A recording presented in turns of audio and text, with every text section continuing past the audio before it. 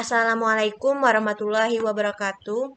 Perkenalkan, kami dari kelompok 2 yang beranggotakan Rata Pilani, Isnawati, dan Rizky Pratama Aji.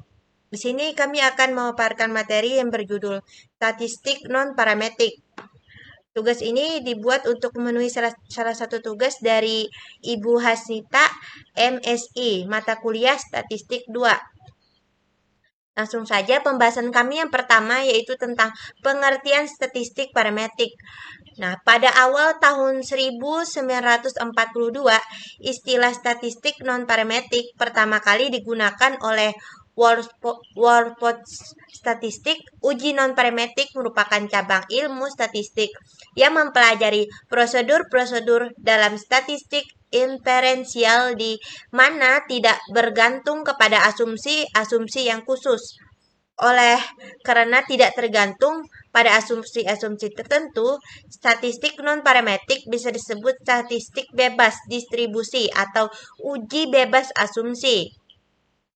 Metode ini sering digunakan dalam penelitian sosial dengan data yang diperoleh adalah berbentuk kategori atau ranking.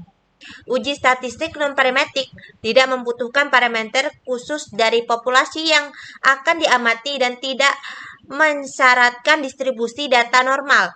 Metode uji ini dapat digunakan untuk analisis data baik skala nominal maupun ordinal, karena biasanya data berbentuk ini tidak berdistribusi normal. Dari segi jumlah data, statistik non-parametrik umumnya digunakan untuk data berjumlah kecil.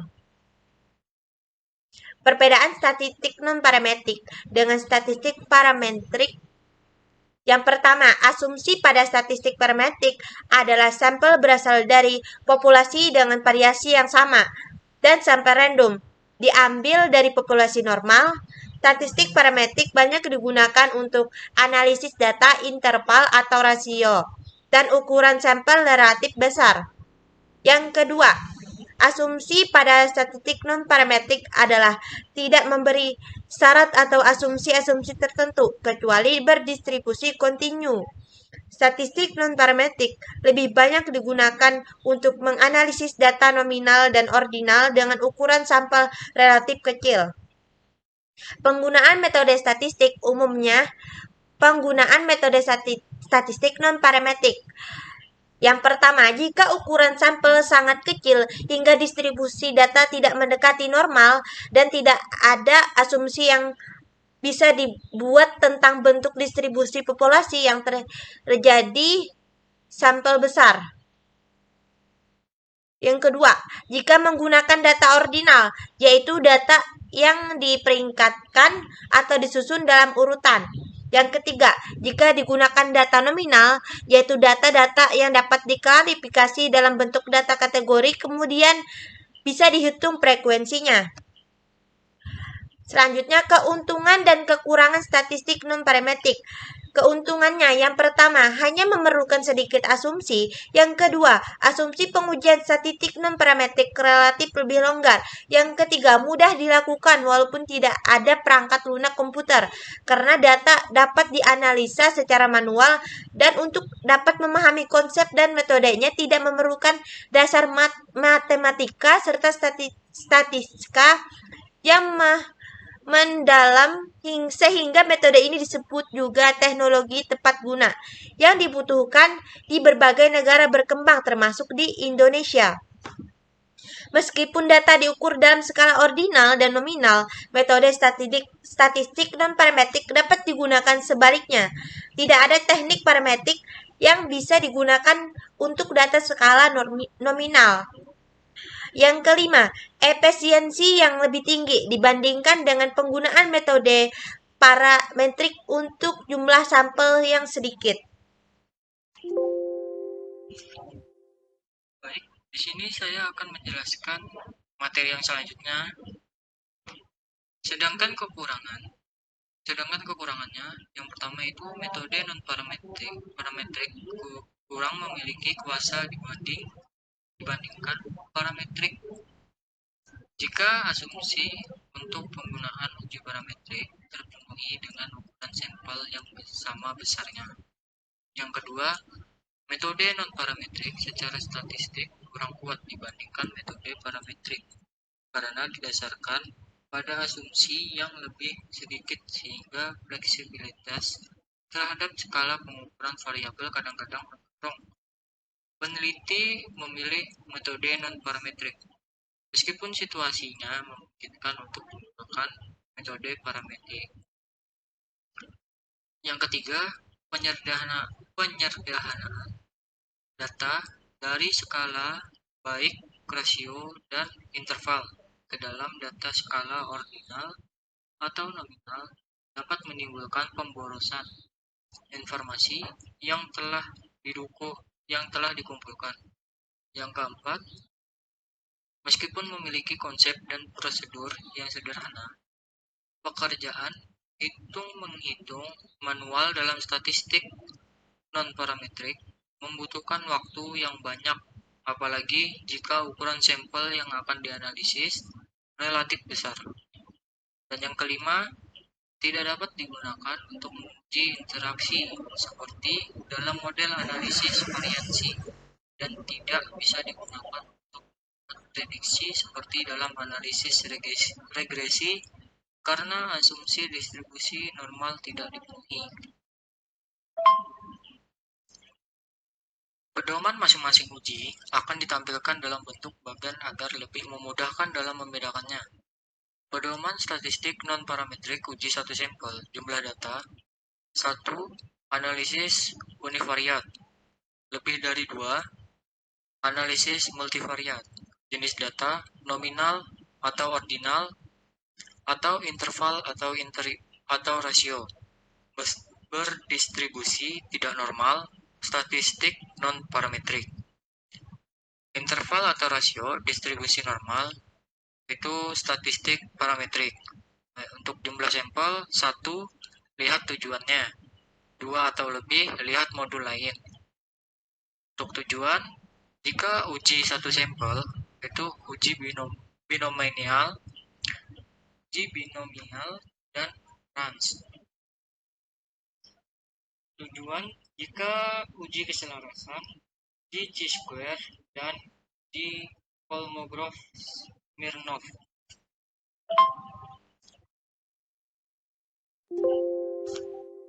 Pedoman statistik non-parametrik uji 2 sampel, jumlah data 1. Analisa univariat, lebih dari 2.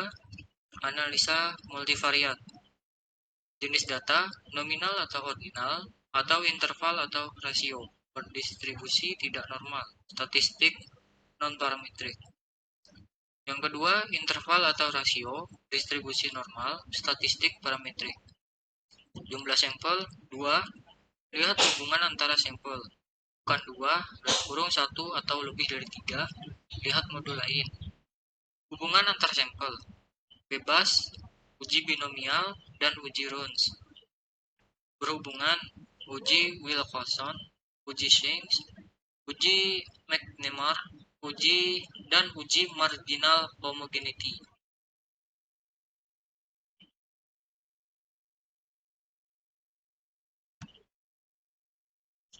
Pedoman statistik non-parametrik uji lebih dari 2 sampel. Jumlah data 1. Analisa univariat. Lebih dari 2. Analisa multivariat. Jenis data nominal atau ordinal, atau interval atau rasio, berdistribusi tidak normal. Statistik non-parametrik. Yang kedua, interval atau rasio, distribusi normal, statistik parametrik. Jumlah sampel 3 atau lebih, lihat hubungan antara sampel. 1 atau 2, lihat modul lain.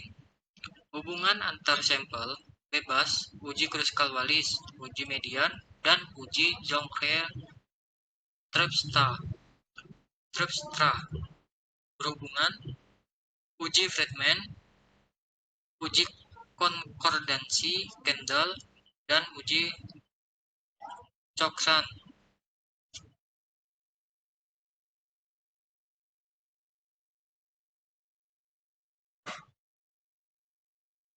Jenis-jenis uji statistik non-parametrik. Uji statistik non-parametrik bila uji parametrik tidak memenuhi syarat. Yang pertama, dites tak berpasangan. Mann-Whitney. 2. T-test berpasangan Wilcoxon. 3. Kolerasi person Spearman rank. 4. Tes proporsi chi-square. Uji statistik non-parametrik. Yang pertama, uji Mann-Whitney. Yang kedua, the Wilcoxon test. Yang ketiga, Kruskal-Wallis test. Assalamualaikum warahmatullahi wabarakatuh. Baik, di sini kami akan memberikan tutorial pembelajaran uji statistik, maksudnya statistik non-parametrik dalam uji Mann-Whitney. Di sini menggunakan SPSS. Cara singkat dan cara sederhananya saja.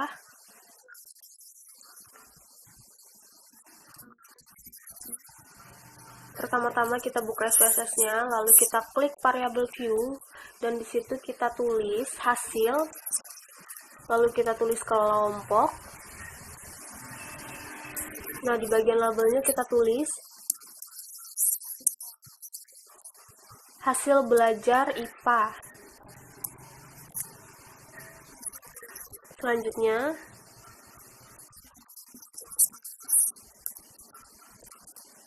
kita tulis kelas, dan di bagian values-nya kita klik.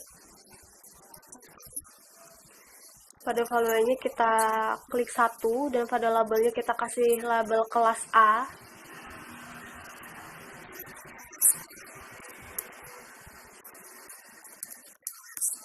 Dan setelah itu kita klik add dan OK. Lalu seperti itu juga dengan yang kedua, value kedua labelnya kelas B.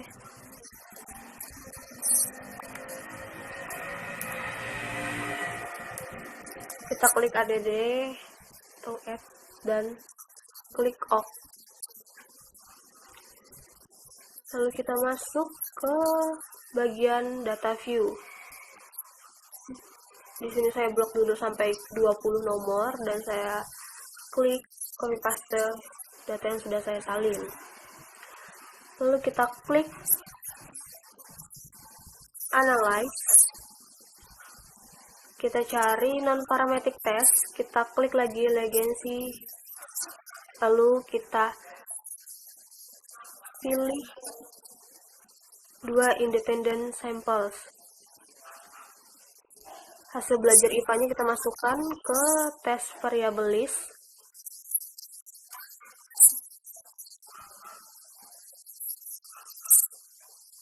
Lalu kelas atau kelompoknya kita masukkan ke grouping variable. Kita klik definisi grup. Grup 1 kita tulis 1. Grup 2-nya kita tulis 2. Jangan lupa mencontreng Mann-Whitney U. Kita klik OK. Nah, di sini sudah muncul data-data ranknya, tes statistiknya. Saya akan bacakan. Hipotesis itu didefinisikan sebagai kesimpulan sementara dalam sebuah penelitian. Hipotesis yang diajukan dalam penelitian ini adalah hipotesis nolnya ada perbedaan hasil belajar IPA antara kelas A dengan kelas B. Lalu pada dasar pengambilan keputusan dalam uji Mann-Whitney itu, sebelumnya akan kami jelaskan dulu dasar pengambilan keputusan yang dijadikan acuan dalam uji Mann-Whitney ini. Yang pertama, jika nilai signifikan atau ACMP-nya, sig2 min-tail-nya itu lebih kecil daripada probabilitas 0,05, maka hipotesis atau H0-nya diterima.